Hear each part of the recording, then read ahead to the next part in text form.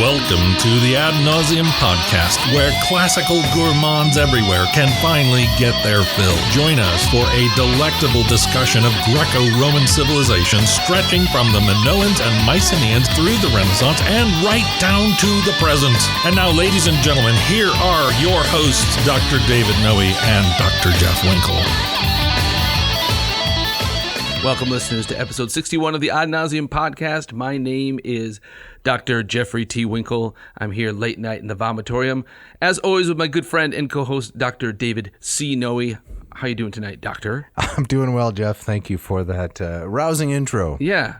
Are you feeling all right? You look a little disgruntled across the table. No, there. I'm completely gruntled. Completely gruntled? Yes. Excellent. I take the eye out of irascible, as we say. I poke the eye out of irascible. So you're irascible? I'm irascible. Irascible tonight? I'm feeling excited tonight. I was going to ask, Jeff, how are you feeling? I'm feeling good, right? It's a feelings-based culture, isn't it? It is. So we really have to ask how each other are feeling. Oh, how are you feeling? Oh, how are you feeling? Because it's all about the feelings. It is. That's right. Well, I've got some good feels Let's hear tonight. it. Yeah, I'm excited about we're revisiting Ovid after our short break away from Ovid. Got some good stories on tap.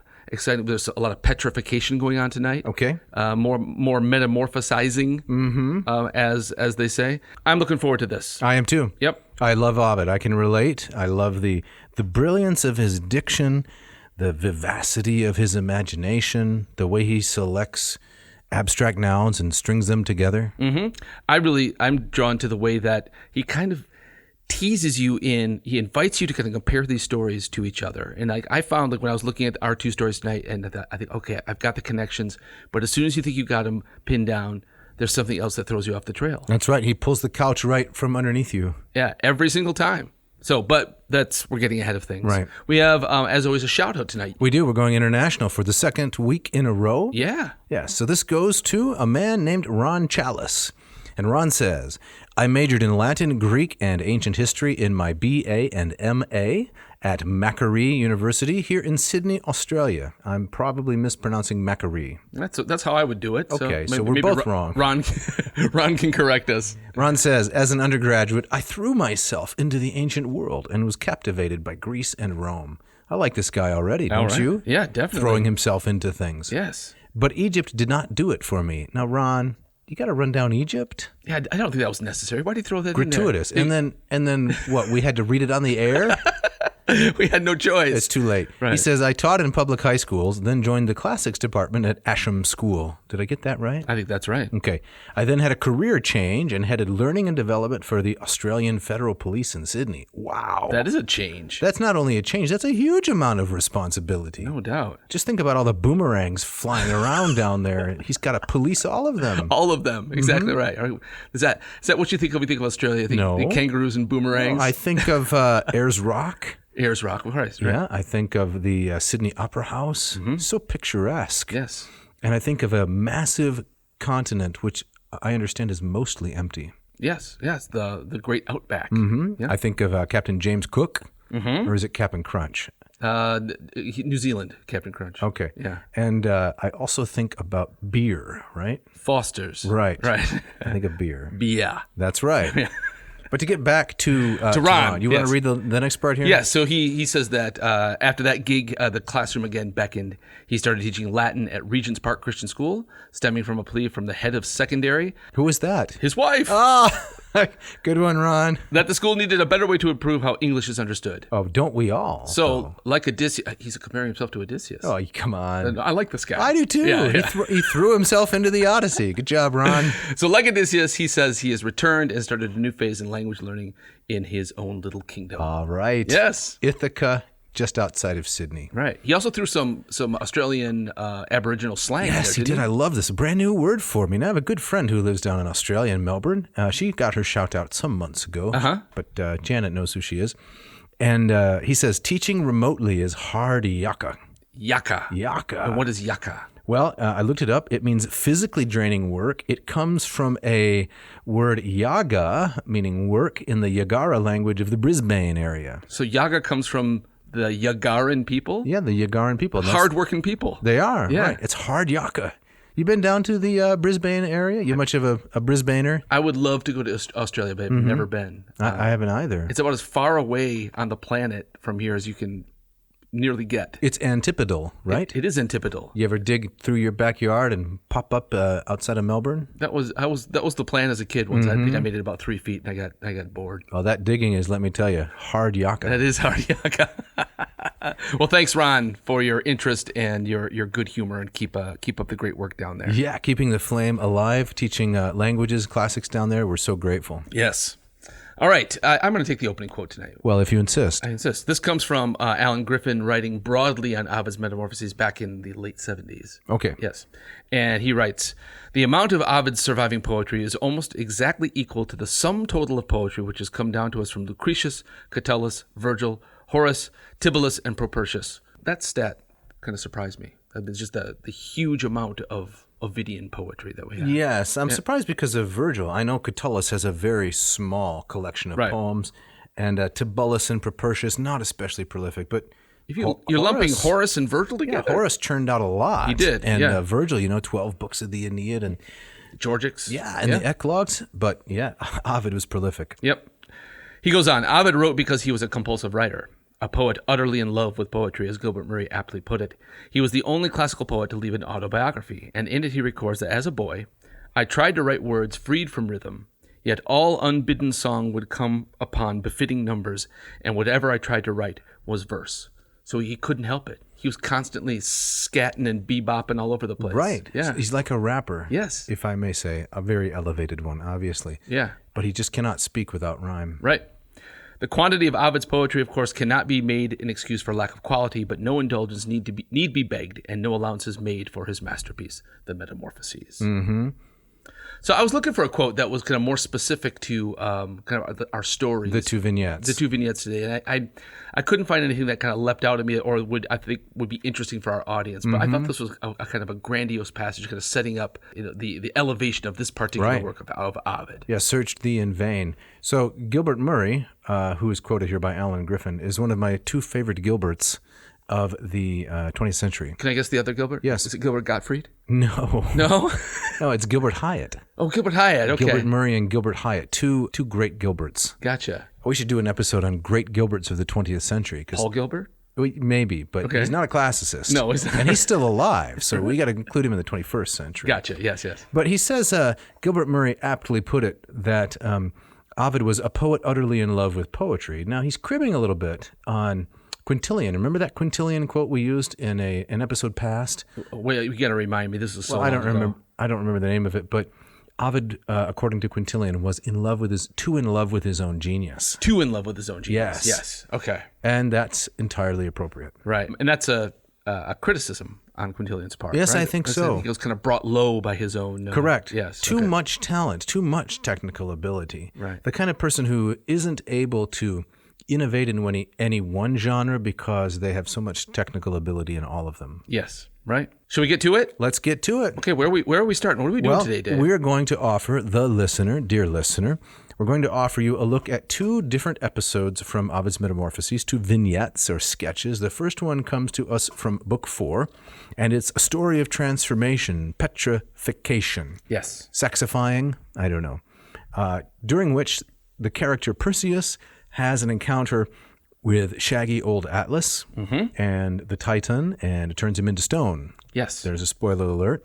And then we're going to go on to Book 6, to one that I believe you chose. Yes, the tragedy of Niobe and her children, which also ends with a petrification. Right. So there's at least one major theme kind of linking these stories together. It's turned to stone. Turned to stone. Okay, so as we get into the story of Perseus and Atlas, that's where we're headed, we have to have a gentle on-ramp, you might say. Okay. And the on-ramp here is actually Cadmus and Harmonia. All right. So Cadmus was turned into a snake, as was his wife Harmonia, who herself was the daughter, if I'm not mistaken, of Ares and Aphrodite. Yes, that is correct. Yes. Yes. Okay, good. Yeah. Thank you, Ed McMahon. You are correct, sir. That's right. Yeah. Okay. So the story picks up, and Perseus has just removed the head of Medusa. So this is book 4, and we're going to read a little bit from the Lombardo translation, then look at a little Latin, hexameter from Ovid himself, and then back to the Atlas story. Okay, I got to ask you a question before we start, though. So you said the story picks up right after the beheading of Medusa. Now, maybe some of our listeners are saying, why would you gloss over that incredible, famous, wonderful story and instead choose this other adventure of Perseus? So when you were thinking about this episode, why did you say, that would be a good one? Ovid does this all the time. Okay. He does this all the time. For example, I think it is partly explained by the anxiety of influence. Later on in the book, I do not remember in the epic, I do not remember the book, but I'm going to say it's 13 off the top of my head. The fall of Troy is recorded. Okay. And instead of recounting the fall of Troy, as Virgil does in Book 2 of the Aeneid, the fall of Troy is confined to a single line in Ovid's Metamorphoses. The most famous story of all of mythology is just a single line, and he says words to this effect: "And so Troy fell, and with it Priam's house." And that's it. That's it. And you know that Ovid's doing that deliberately. Just to irritate people? Yes, and also to say, I don't need to do what other people have done. I'm not going to compete on their terms. Right. Exactly. So this is him being, again, slippery and unpredictable. Right. Once again. And there's a certain brilliance in it. Yeah. We've talked about this before, but if you want to be great in a particular category, you master the technical form of that category, that skill, and that art, and then you have to introduce some subtle innovation. Right. But you have to prove, first of all, that you can meet other people's expectations, I would say, before you innovate. Right. And then it seems shocking and interesting. Right. But then I think you also run the risk, once you start branching out, of alienating people. And I mean, we know that Ovid alienated some people at the very, very top. Definitely. But it would be wonderful to know kind of how this stuff played to an audience that went to the concert to hear the greatest hits. Right. And he does one verse from one line and says, well, let me show you something else. Yes. Right. Well, we know that his love poetry was extraordinarily successful even in his own lifetime. Okay. As for the Metamorphoses, I know it was very, very successful later on. I'm not sure about its reception in his own lifetime. His own day. So Lombardo says, the other, that is Perseus, was soaring through thin air on whistling wings, bearing the snake-haired monster's memorable spoils. As the victor hovered over the Libyan desert, bloody drops from the Gorgon's head fell down and were received by Earth, who reanimated them as various species of snakes. And this is why the land there swarms with poisonous vipers. So a little etiology there. Exactly. Yes. You remember when Cato was slugging through the desert? Cato Eutychensis? Yes. The guy who killed himself? Right. 46, I think, during the Civil Wars. Well, Lucan describes all of the snakes that attacked the army of Cato. Right? Oh, yeah. Because North Africa was famous for its poisonous vipers. Here's your mythical origin story. That's right. This is where it came from. Yep. Brain coral as well. That's where it came from, too. It's from the drops of blood falling into the ocean. Oh, okay. From Medusa's head. Nice. So, and were received by Earth, who reanimated them, etc. From there, he, Perseus, was driven by conflicting winds, like a rain cloud through vast regions of air. So what do we have there? Epic simile. Just one line. He flew over the whole world, looking down from dizzying heights on distant lands. 3 times he saw the cold stars of the bears, and thrice the crab's claws. What is Ovid doing here, Dr. Winkle? Well, he's giving us a nice little tour of the universe. Yes. Right. I feel like you're fishing for something more specific than that. Well, he's showing off his erudition. Right? How much he knows. Cosmology. Right, okay. Let me describe the different constellations as only a poet can do. He does this also in the Daedalus and Icarus episode where they're flying, and he flies past this island and that island, and if you look off to your left, it's like a pilot. Exactly. There's Samos down there. Right. Yeah. He was blown more than once beyond the western horizon and into the east, and now as the day faded, wary of the night, he put down in the farthest reaches of the west, in Atlas's kingdom, hoping to catch a few hours' sleep before the morning star summoned Aurora, and Aurora in turn the chariot of day. Now Perseus can do this because he's borrowed, is it the hat or the sandal from Hermes? He has both. He has a number of gifts from the gods. So he's got the curved scimitar, right, which is the ideal device for severing Gorgon heads. Yes. He's got the shiny shield from Athena, right? So you can see the reflection of the Gorgon, which will not harm you. Exactly. He has the talaria, the winged sandals, loaned to him by Hermes, like that famous episode in the first Iron Man movie, the origin story. Yes. Where, who is it? Lex Luthor, Peter Parker. What's the name of that guy? Which guy are you talking about? Iron Man? Iron Man. Come on. Stark. Tony Stark. Thank you. Yeah. Robert Downey Jr. Yep. He's in the basement of his garage, or the garage of his basement. I don't know. And he's trying out these thrusters, which will allow his feet to. He's kind of like hovering there in midair. Correct. Yeah. That's what Perseus is trying to learn how to do. Gotcha. But he's going all over the universe in the process of learning this unique skill. Interesting. Okay. So what next? Well, Atlas is hunkered down here in the far west, and we're going to get another major etiology. Okay. What is an etiology, Etiology Dr. is Winkle? a story that kind of explains. Dropping big words Yeah, here. it's origin stories. You know? Very often, why something in nature is the way it is. Here's the story behind it. A just so story. A just so story. How Right? the leopard got his spots. Exactly. All right, so it's an etiology. Mm-hmm. How the Atlas Mountains got there. Right. Please go ahead. The modern-day Atlas Mountains, if I'm not mistaken, Nifalur, throw a little Latin in there. Nice. Okay. Are located in Tunisia, Yes. Algeria, Yes. and a little bit of Morocco. What does he have to do with this? Morocco, please. Sorry. Please. Now you're kind of like Ovid here, kind of showing off a little geographical knowledge, right? I'm not supposed to know the names of the countries in supra-Saharan Africa. Well, you said like, well, if I'm not mistaken. Well, I knew I wasn't mistaken. Okay, all right. But we talked about this a little bit off air, remember? What did we say? I said that you could talk about your time in Tatooine. Yes. And I speculated that the Atlas Mountains were in Mauritania. Oh, I see. Yes. And then you came down hard on me when you said, no, it's not Mauritania. Right. It's Morocco. Sorry, I was. Who is he anyway? He's a guy that pops up on like, best of the '80s videos. He's kind of a DJ kind of a guy. I don't know. He's a DJ. He's a TV personality. They call him a personality. Right. All right. Yeah. So you went to Tatooine. I did. It was amazing. Do we have time for a little? Of course. All right. So one of the highlights of your life, of my life, sort of my travel life. Okay.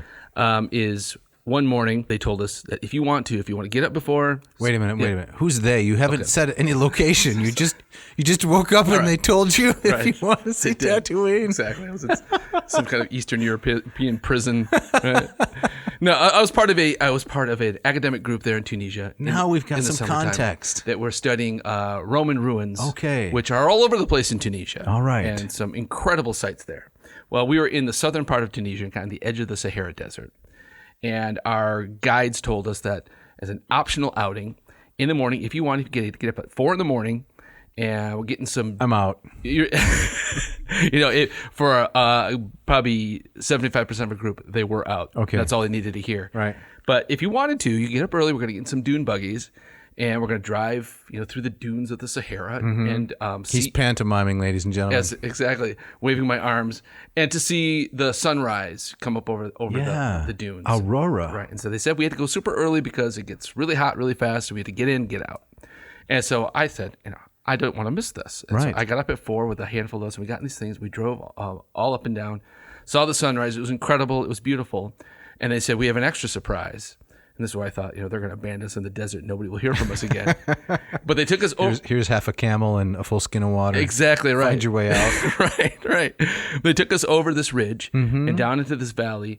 And there we found ourselves amongst the decrepit ruins of the set of Star Wars. So the John Williams music cued? Yes. And Mos Eisley opened up before you? Yes. Now, unfortunately, this was not the set from the 1977 Star Wars. It was the one from probably the worst one of all, The Phantom Menace. We're not going to mention that one. Right.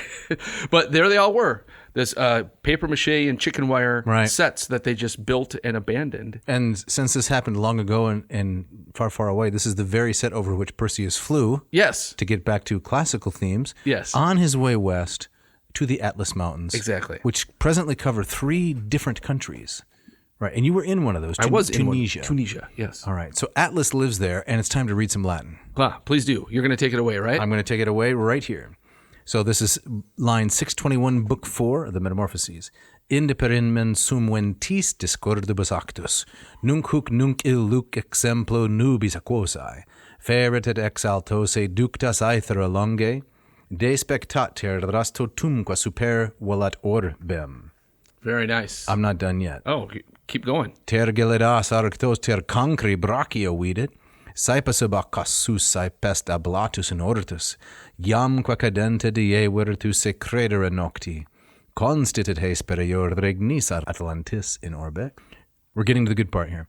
Exiguam capetit requiem dum lucifer ignes, evo ket aurdrodra curdrus aurdrodra de urnos. He comenum cunctos ingenti corpora praestans, and now the big line, ja petioni des atlas fuit ultima tellus. Very nicely done. Thanks. Now, why is that the big line? Because we have here Atlas. It was Atlas. And we have his patronymic, which is not easy to get into a line of hexameter. It is 6 syllables, Iapetionides. Yeah, it's a short line because so much is crammed into that patronymic. Yes, there are only 5 words in the entire line. Yeah. Iapetionides atlas fuit ultima tellus. So that one word covers 2.5 feet. Yeah, that's nice. And it's like he has all these wonderful lines. I mean, where this is that tour of the cosmos that's giving us that. Yes, but concrete brachia, the arms of Cancer. But and then he drops this. You're right. He drops it at the end. It was Atlas. Mm-hmm. Yeah. You could say, I do not think it would be a stretch. He drops it like a rock.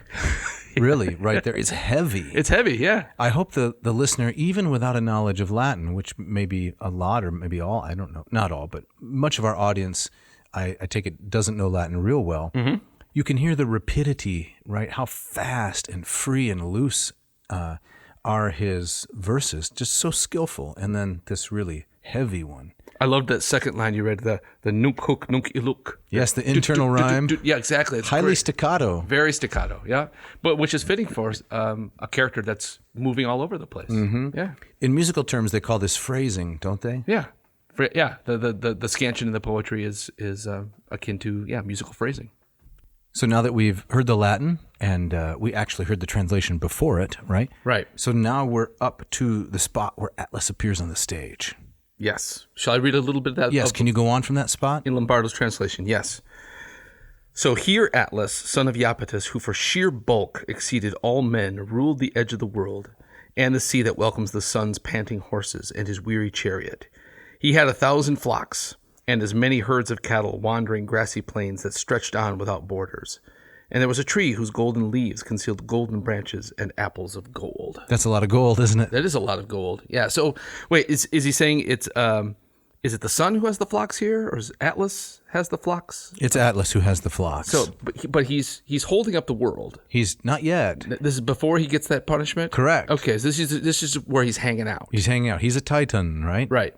So he and his brother Menoetius, in a previous generation, were part of the group that fought against Zeus in the Titanomachy. Right, okay. The Battle of the Gods and the Titans. Okay. They can go back to one of those Hesiod episodes if they want to learn about that. Oh, that's very true. Pretty early on. Way back when. Right. Yep. So Atlas is here tending his flocks. He has 1,000 flocks and herds of cattle, grassy plains, and so forth. And there's a garden there. Now, this is the garden of the Hesperides, you know? The furthest west point where these golden apples are kept. Right. Probably most famously known, this is one of Heracles' labors. That's right. He has to get these apples. And there's a snake there that guards it. I think the snake's name is Ladon. And at one point, Hercules has Atlas go get the apples for him. Right. Remember?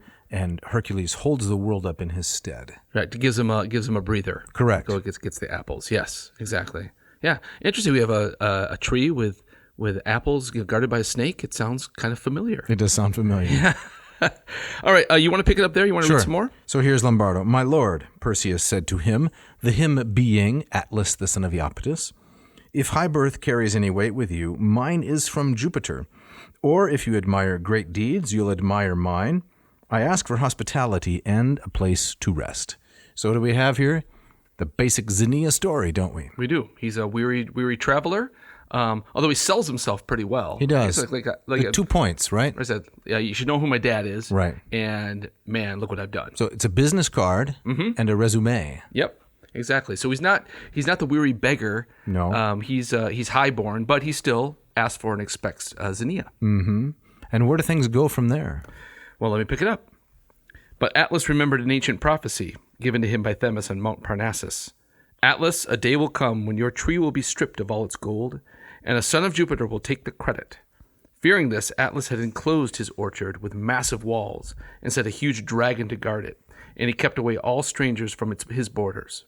Now he said to Perseus, "Get out of here, or your supposed glory and that Jupiter of yours will be long gone." Why the animosity towards Jupiter? I don't know. Why is he so upset with Jupiter about Because this is, the Titanomachy. That's right. They were on opposite sides. The Titans and the gods, they don't mix. Right.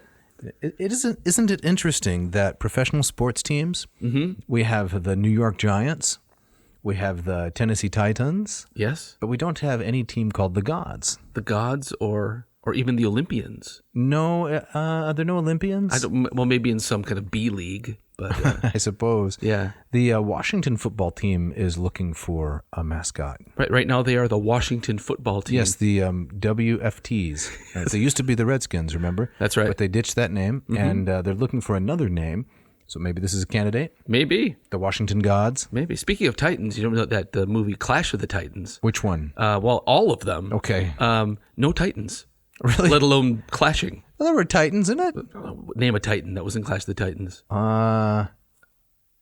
You got me. You can't do it because there were none. I think Perseus was in most of them. He's not a Titan. I know, but just remembering that he was in the movie. He was in the movie, right?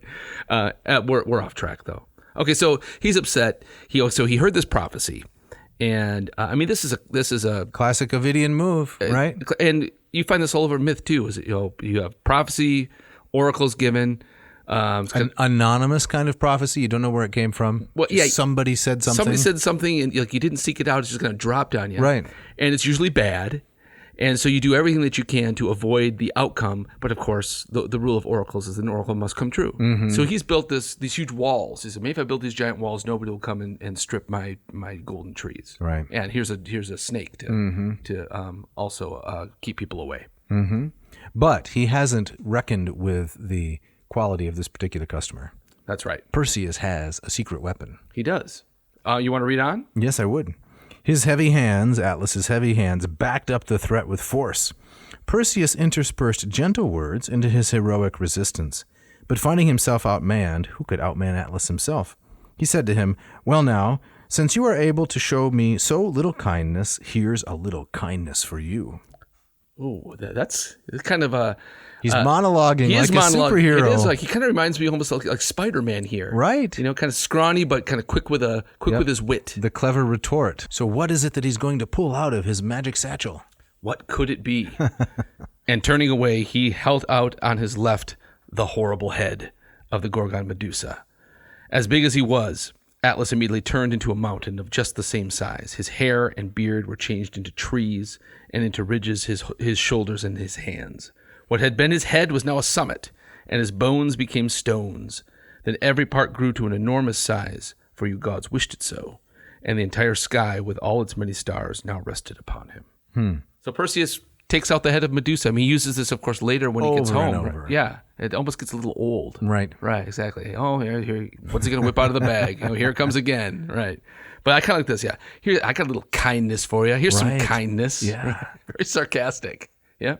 So that's the etiology. That's the story. Yeah. That's how the sky is held up. Now, is Atlas there? I take it to be that from a Roman or a Greek point of view, that's the edge of the world. I think so. The vast expanse of river ocean beyond that. And so we place Atlas at the very farthest geographical point that they know about. Right. I think we maybe have talked about this before, but when I was a kid, we used to talk about Timbuktu. Which is a city in Africa. Right. And from my, parochial American upbringing in the 1970s and 1980s, Timbuktu was the proverbial edge of the world. Right. Yeah, it functions as a kind of like the ultimate nowheresville, right? You're not going to bring up liminality here, are you? No, not at all. Okay. No, but since you brought it up, no, forget it. So my friend down in Australia, not Ron, but the other one, says they have an expression, back of Burke. Back of Burke, what does that mean? Burke is a spot in Australia that is remote, distant, and small, kind of a nowheresville. Yeah. And if you go back of Burke, you're really out. You're nowhere. really way out of there. Correct. Right. So for the Romans and the Greeks, the Atlas Mountains in Morocco was the back of Burke. Back of Burke. Gotcha. I like that. Mm-hmm. It's an Australian kind of themed day, isn't it? It is. Yeah. This has been some hard yakka getting through these lines. Speaking of hard yakka, it's time for a break. Let's do it.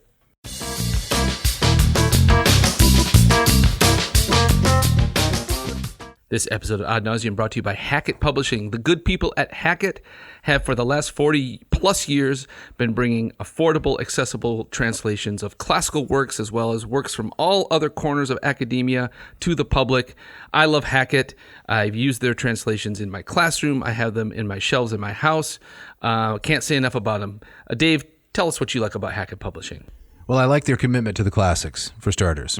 They have a very broad and deep bench, you might say, of works, classical works that we can turn to, reliable, accurate, and very interesting translations. For preparing tonight's episode, we're looking at the translations of Ovid's Metamorphoses, two of them, one by our hero, Stanley Lombardo, Yes. with a nice introduction by W.R. Johnson, very well done. The cover has a modern artwork called They Snaked Together, which is Cadmus and Harmonia. It's by someone named Micheline Klagsbrunn.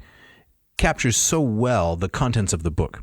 Now the other one, so this is a poetry, a verse translation. The other one by Ambrose is a prose translation. Right. And it has the famous picture of Zeus embracing one of his many loves in the shape of a cloud. That's right. So what does this tell us about Hackett? Well, they have not just one, but two excellent paperback, affordable, highly researched, careful translations on a major author. Yep. I've used them for years. I always go back to them in my own research and in suggesting works that my students ask me about. So I can't say enough about Hackett Publishing. Right. Let's face it, the classics are a little bit under some pressure now in contemporary culture. People are questioning the relevance. Is it appropriate to read these stories and such?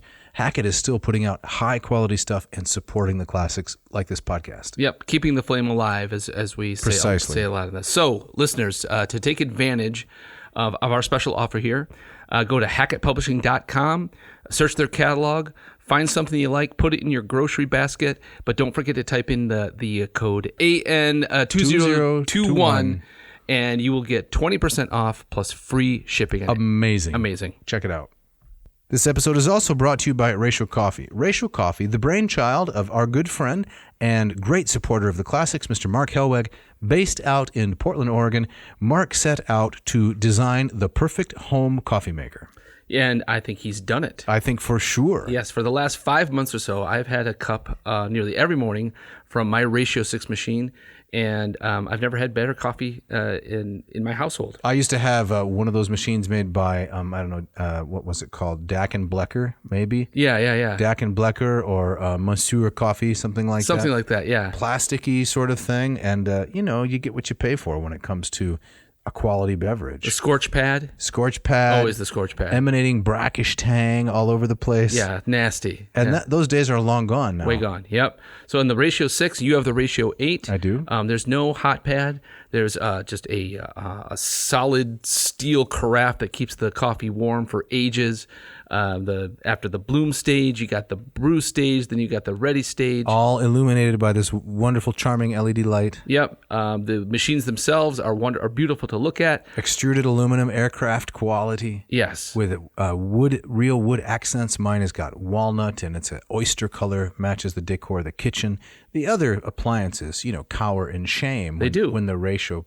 They scuttle. They do, when the Ratio pokes up its head. I think that this coffee maker of mine, the Ratio 8, could probably hold up the sky. Absolutely. Nice tie-in. I like that. So what can our listeners do to benefit from listening to these ads? They need to go to ratiocoffee.com, Okay. RATIO coffee.com. They need to look at both the Ratio 6. It's a little more attainable than the Ratio 8, which is a more impressive machine.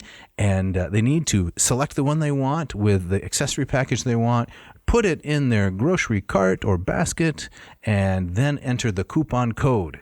ANCO. Which stands for Ad Nauseam Coffee, and they will get 15% off this marvelous machine. It's a great deal. You won't regret it. And lastly, this episode brought to you by the Moss Method. Dave, tell us about what the Moss Method is. The Moss Method for Greek is a program that I have developed which will enable anyone virtually to learn the Greek language.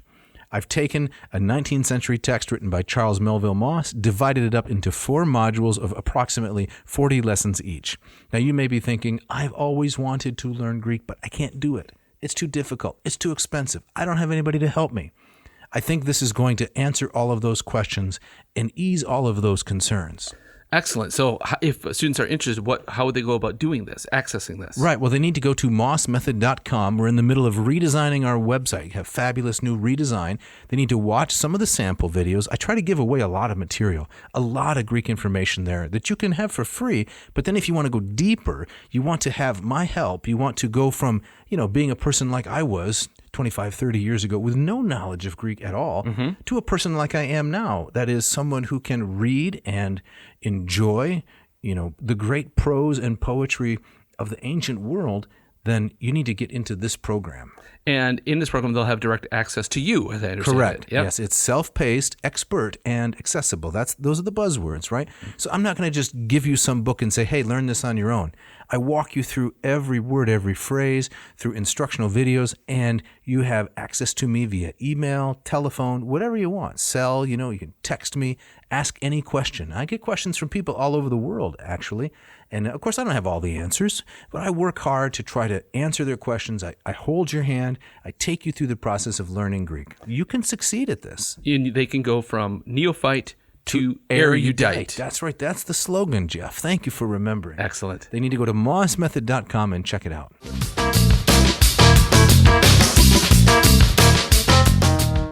As we get back into it, Jeff, it's time to move on to Book 6 and the story of Niobe and her children. Yes. So Niobe is one of those stories that, again, falls into a particular type. And there's a lot of these stories where human being, mortal, is very good at something or is very proud of something, brags about that something, and runs afoul of a deity who is very often the god of that something. Right. And so they have a certain amount of advantage in terms of being skillful. As when the premier example is Arachne. Arachne, right? Which in the Metamorphoses is the story that immediately precedes this one, and so Ovid is stacking up these kinds of stories. That's the tie. That's the connection. Right. So just like Arachne challenged Athena, here we have another person who was bold enough, who had enough hubris to go up against a divinity. Right. And it's not one that, it also reminds me of the Marsyas story with Apollo, where it comes down to a contest. Arachne and Minerva have a weaving contest. Marsyas and Apollo have a throwdown, a musical contest. With Niobe, it's a boast. It's just an act of hubris that gets her into trouble, and she pays for it dearly. Right, and a boast of something that happened in the past, right? It's not something that can be tested in the present. Right. So that's the kind of the new spin on an old story. Okay. But let me start by reading some Latin. You're going to read some Latin? Yep, Great. I'll read a few lines from the beginning of this vignette. And this is, can I ask which lines in the actual text of Ovid, in case, the Latini in our audience want to go check for themselves? Sure. This is from Book 6, lines 146 to 151.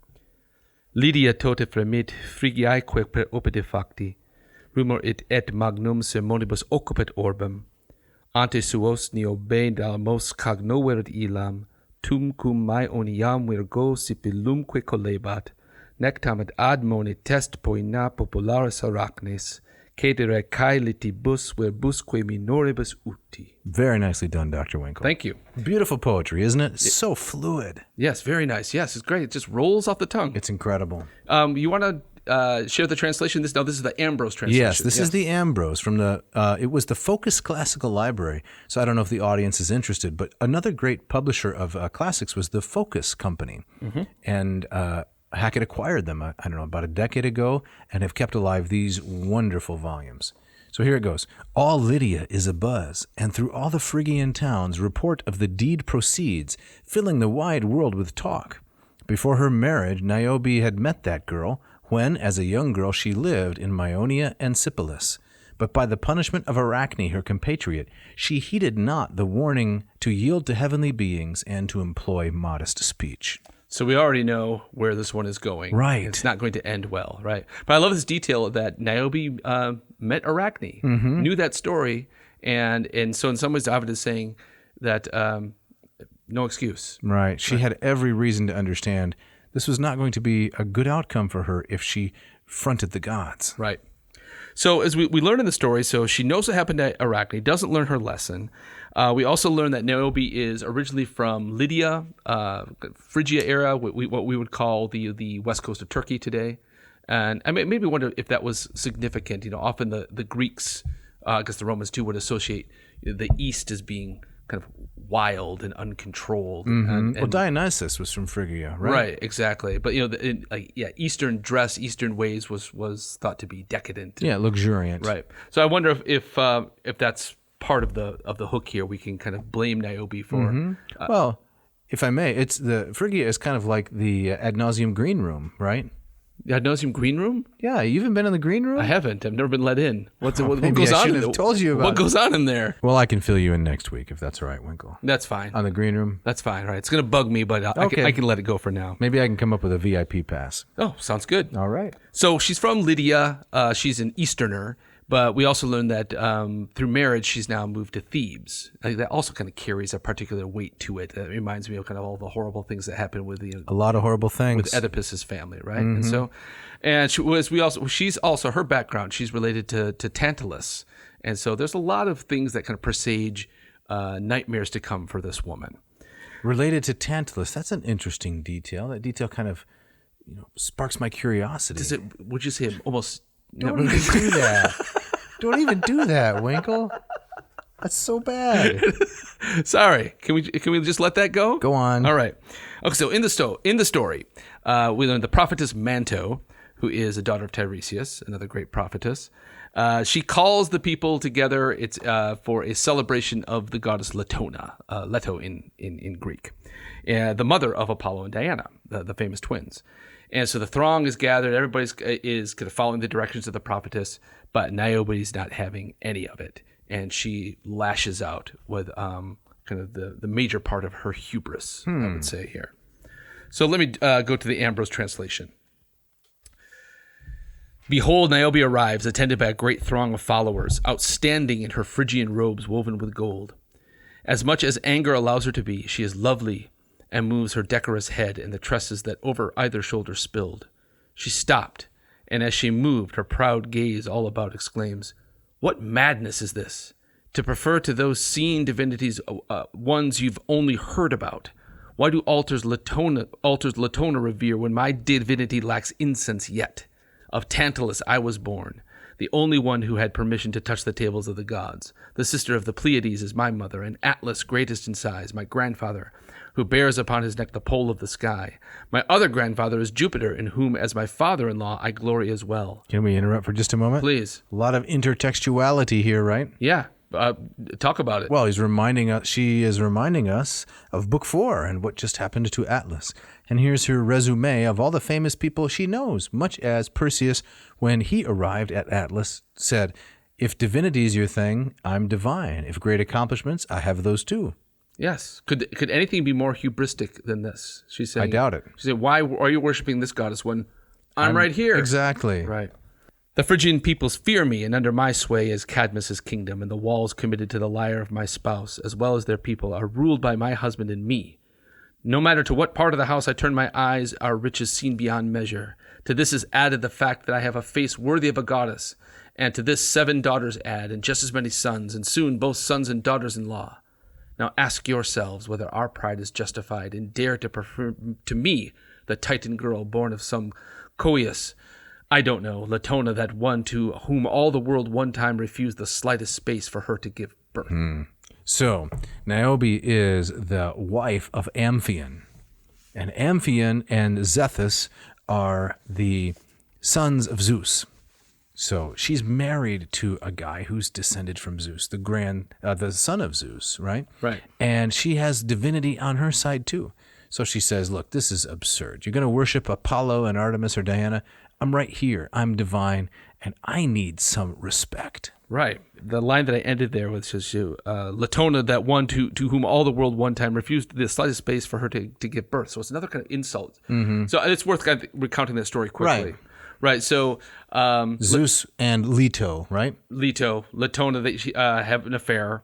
She becomes pregnant, and Hera or Juno. Yep.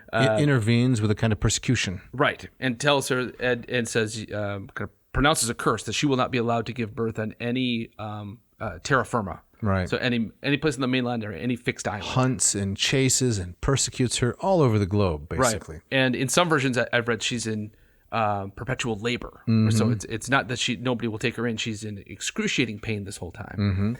But Comes to the region of the Phrygians and transforms them into frogs. Oh, that's right. Leto does. Right. Another story recounted by Ovid. Right. Because they don't give her a welcome reception. Exactly. Until the island of Delos is sent up by Neptune, and the island is a floating island, and so it finds a loophole in the curse of Juno. So it's not the mainland, it's not a fixed island, it's a floating island, and so it becomes the one place that can take her in. She gives birth to the twins there, and then that place becomes a holy sanctuary for her and for her children. May I digress for a moment? Please do. Something I learned recently is that the inhabitants of the island of Delos were famous for their ability to swim.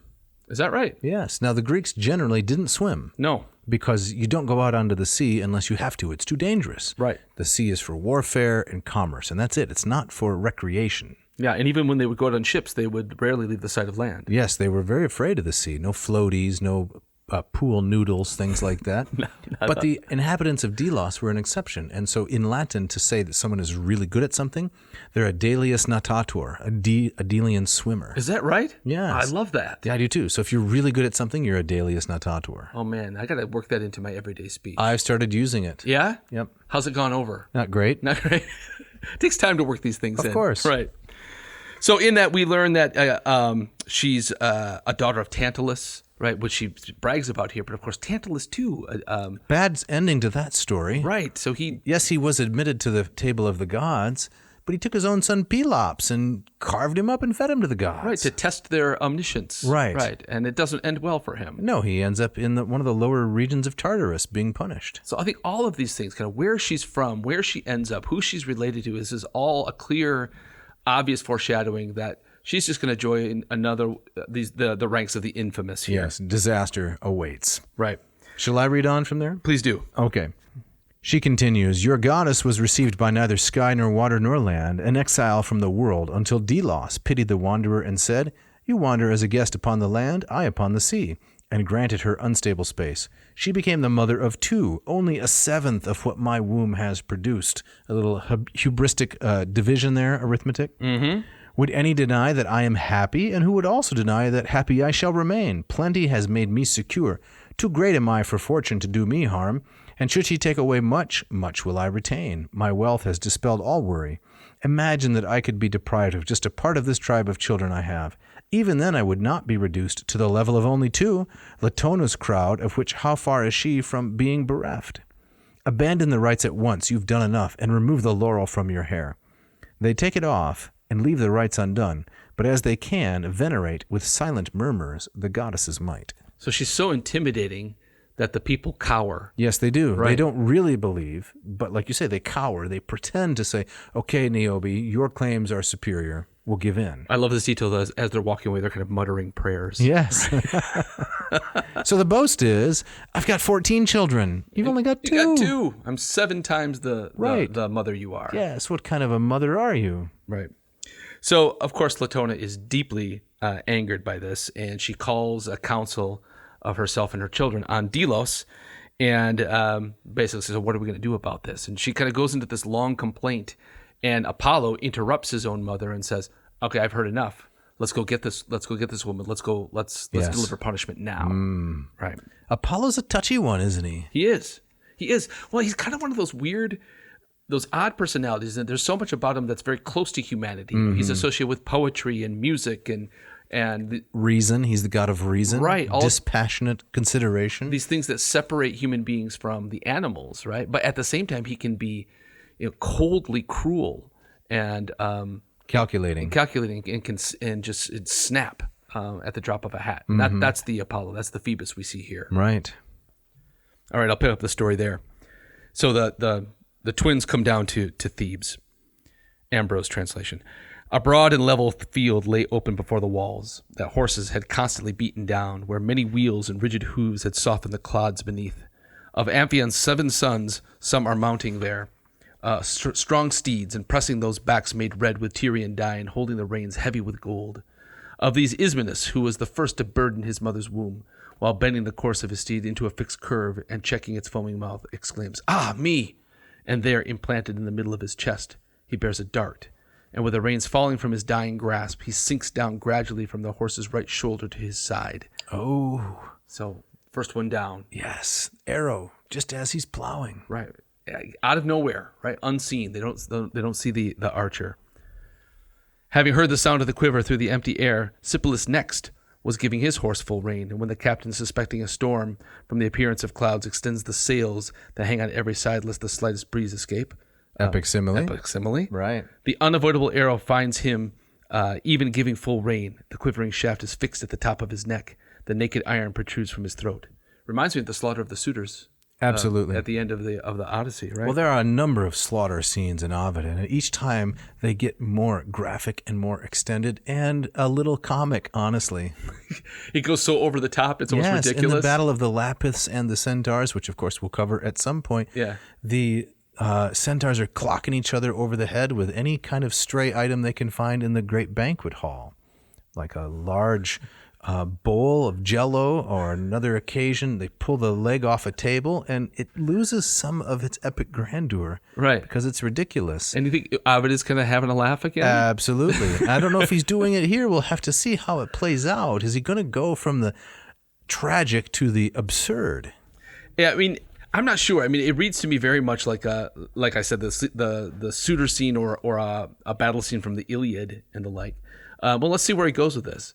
Bent forward as he was, he topples over the mane and unchecked limbs and stains the soil with steamy blood. Yeah, that was Sipylus, right? That was Sipylus. So who's next? Oh, unfortunate Phaedimus and Tantalus, of his grandfather's name, the heir, having finished their usual tasks, had gone on to gleaming wrestling, that work of youths. Already in tight embrace, had they pressed struggling chest to struggling chest, when sped by taut stretched bow, the arrow pierced them both, joined just as they were. So with one shot. Yeah. Okay, it's getting a little ridiculous. Yes, I think that's meant to be a little bit comic as it's tragic, right? Right. No sooner, may I pick up here? Yeah, please do. No sooner had they groaned than they laid upon the ground, their limbs doubled over in pain, and prostrate turned aloft their final gaze and breathed out their last. Alphanor looks on, this is another brother, and beating his grief-torn breast, runs forward, and as he lifts the chill limbs in his embrace, hugging his brothers as in an act of kindness, collapses in his act of piety. For the Delian god broke the inner bonds of his heart with his prophetic shaft of steel.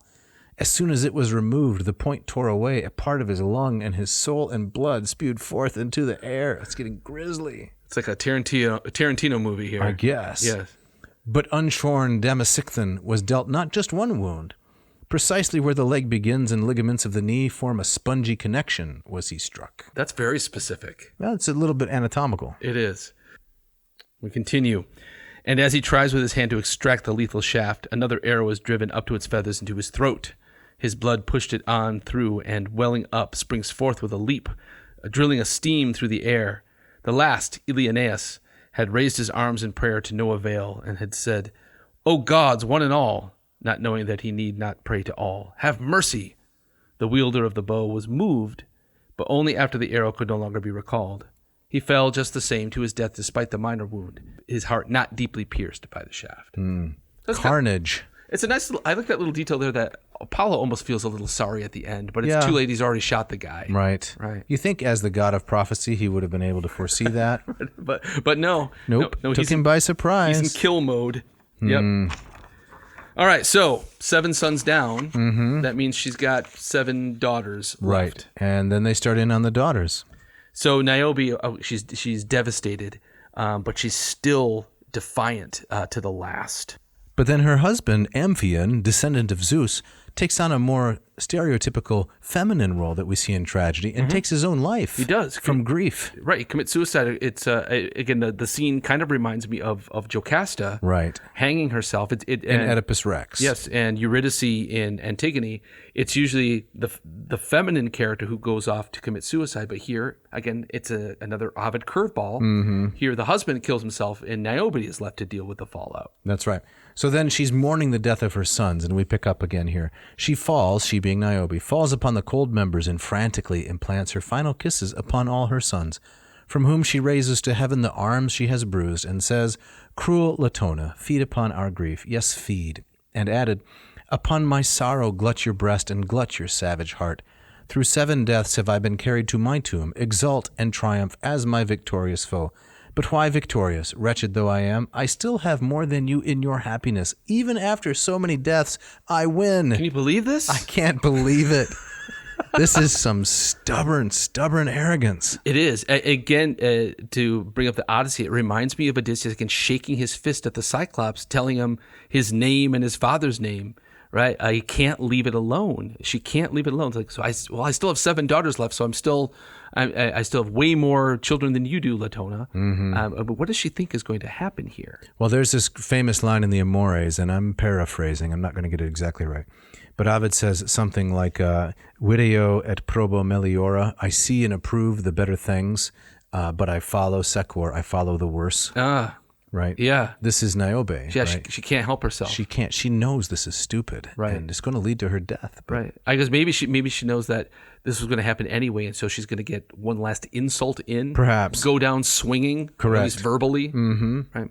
So Apollo and Diana come down and do their worst. They do their worst, and they take out all 7 daughters. I mean, Niobe. Not all 7. She begs for the life of the last one. Right. This is an important exception. Okay. Can you read us that part there? I can. When 6 had been sent to death and suffered wounds, the last one remained, whom her mother, with all her form, with all her robes concealed. Leave one, the smallest of all. Of all the many, I demand the smallest, she cried, and only one. And as she pleads, the one she pleads for falls. Niobe sits down bereft among her lifeless sons and daughters and spouse, and stiffens in her woes. Her tresses are not moved by the breeze. A bloodless color lies upon her face. Within her sad cheeks her eyes stare motionless. Upon her form there is nothing alive. Her tongue itself within her hardened mouth is frozen, and her veins are no longer able to be moved. Her neck cannot be bent. Her arms cannot be moved. Her foot cannot advance. Her innards are also stone. And yet she weeps, and enveloped within a whirl of a strong wind, she's carried off to her homeland.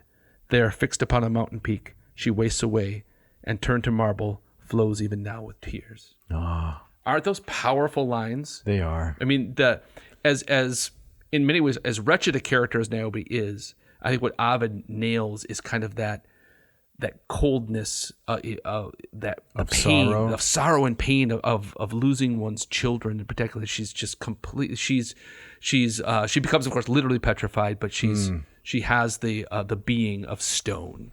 I think that's very well said. Something else that I like about Ovid, I know 2 episodes ago when we first touched on the Metamorphoses, I said words to the effect echoing Conte that if you want something profound, you read Virgil. If you want to have a good time, be amused, entertained, diverted, you read Ovid.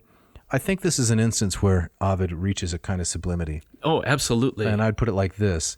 He is a person who can provoke within us pity for the people who don't deserve it. Yeah, exactly. And this is a perfect example of that, right? And it's another one of those places where he's kind of jerking the audience, from left to right. What's going to happen? Right. So he's such a surprising poet, right? And we were just reading those almost ridiculous death scenes.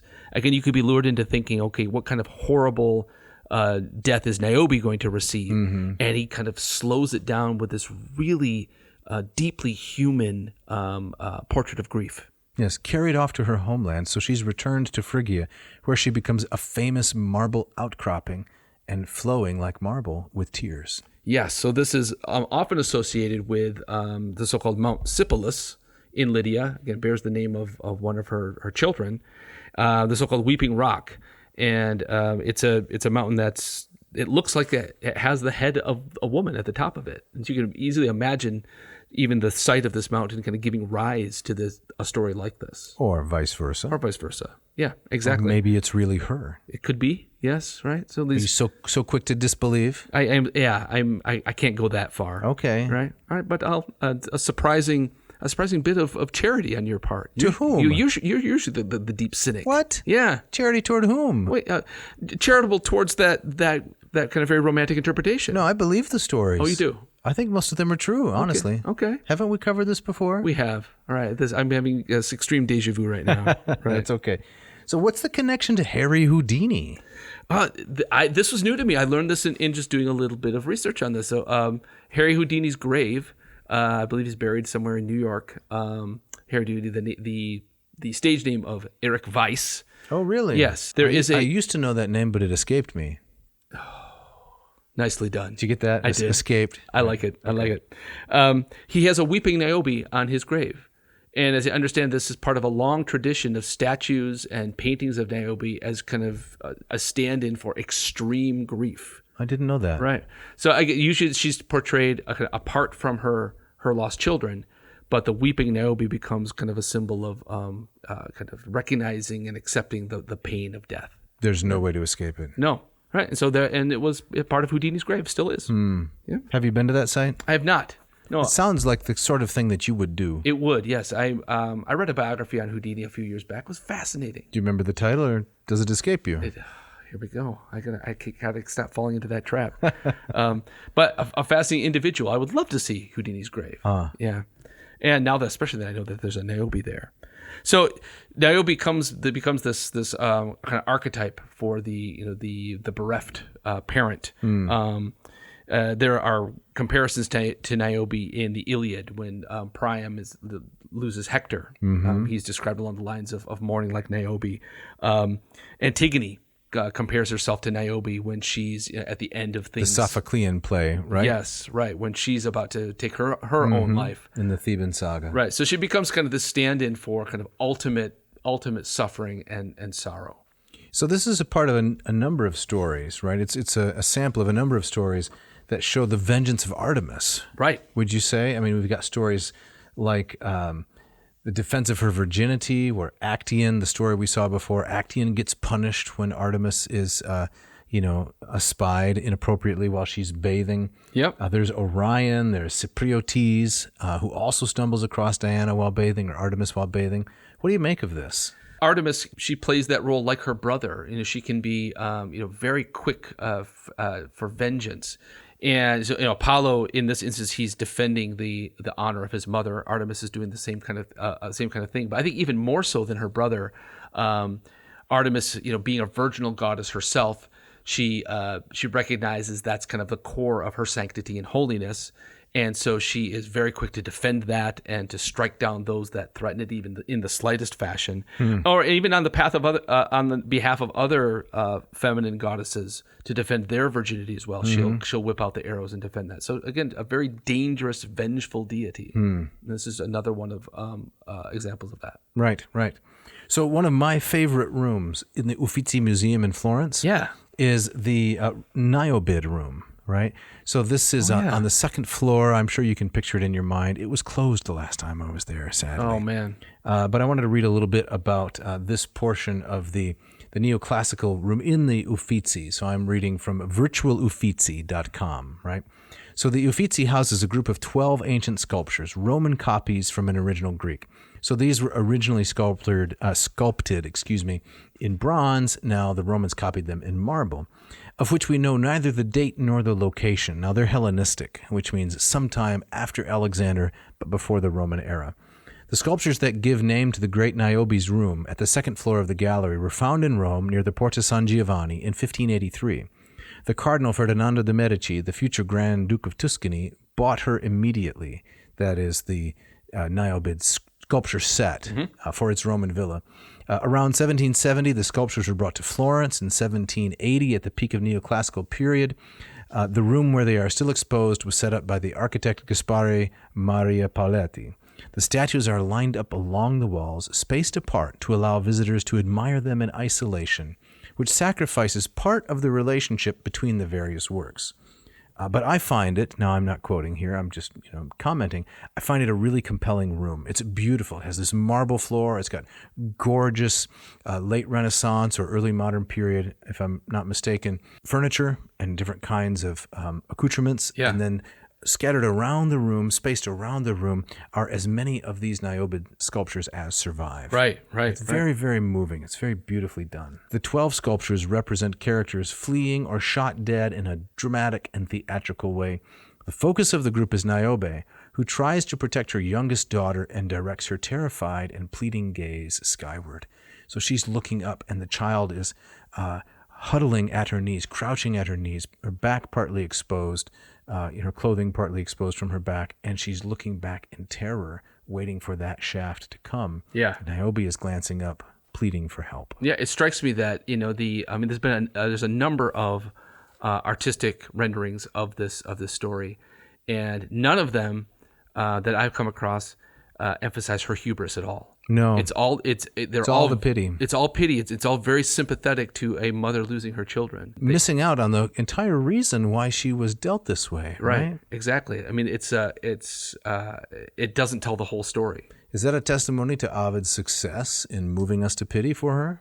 I think so, but it also leads me to appreciate Ovid even more because with his poetry he can tell the whole story, and it becomes way more complicated, right? Than I mean, it's and as we've established, that's the job of academics, right? To find things to see things that aren't there. Yes, to complicate things, right? And Ovid's very good at that. He is. Right? He's great. So to focus just on the suffering of Niobe, it makes for a very moving visual sculpture, but it only really tells half the story. Right. So I prefer Ovid. Mm-hmm. Well, Jeff, we got to get out of here. We do. Yeah. Someone wants to use the Vomitorium. They do tonight already? Yeah, they want to rent it. Who is this? It's the NGA. NGA. The National Granola Association. They're going to use the Vomitorium? They have a meeting. It's their annual meeting. They're just going to talk about granola, or they're going to brew up a batch? I don't think you brew granola. I think you bake it. Yeah, that shows how little I know. Yeah. There's a large subject. Chop it up into little bits and stuff it into foil wrappers. It's a complicated business. Long recipes. Okay. The NGA called me up this week and said, hey, we want to use your space for our future granola plans. And you said, that sounds great. That's it. That's a date. Let's do it. Okay. Sounds good. So we got to get out of here. We got to thank a number of people. Yep. We got to thank Ken Tamplin and Scott Vincent for the great music you hear throughout the podcast. We got to thank Mishka, our engineer who makes us sound better than we are. Right. We've got to remind people to contact us. Yes. I got a great email today from a fan in Germany, and he's going to get a shout out pretty soon. So excellent. People all over the world. We're going international again. Yeah. This is great. It's amazing, Dr. Winkle. Yep. We started this, if I can, wax nostalgic. Please do. Nostalgia ain't what it used to be, of course, but we started this little podcast a year ago with, not much ambition, not much talent, and it's taken a hold a little bit. Yeah, we're reaching people. We are, That's right. Great. What's the phrase you like to use? They're catching on and catching up. Correct. Yep. So please contact us. You can write to me at jeff@adnauseam.com. Don't forget the V. Or you can contact Dave at adnauseam.com. Again, don't forget the V. We love your suggestions. Tell us a little about yourself if you want a shout out. We've got some great fan art. People are sending us fan art. It's great. it's so entertaining. You know who you are out there. We're very amused. We love it. We love it. And next week is to be determined. Yeah, TBD. Yep. So we decided we're not going to do another set of Ovidian vignettes. We're going to space those out a little bit, but we're going to think about it, right? Yep. Try to bring a quality product to the audience. Going to keep you kind of on your toes, like I think like Ovid would right. want. Yeah. We are going to be giving away the Lombardo translation. We have 2 copies, Compliments of Hackett, and the Ambrose translation. We have 2 copies of that as well. So stay tuned to our social media channels so that you can tag your friends and so forth and get in the drawing for one of these great volumes so that when we cover the stories, you can read along. Excellent. And Dave, you have our gustatory parting shot. I do. This one comes from a Mr. Robert Black, and he says, I got to say, before I read it, Ovid would go along with this, I think. Yeah. Because it has a kind of a somber, sad tone a little bit. Okay. Robert Black says, quote, when you realize you cannot eat or drink money, the pursuit of it becomes senseless. Ooh. That's a cool note to end on. It is. But thanks for listening. Thanks for listening.